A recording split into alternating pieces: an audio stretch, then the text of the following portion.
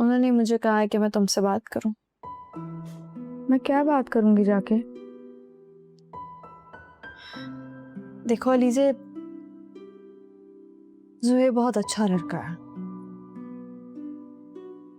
अम्मी और दादी तो इस रिश्ते के लिए बिल्कुल तैयार हैं।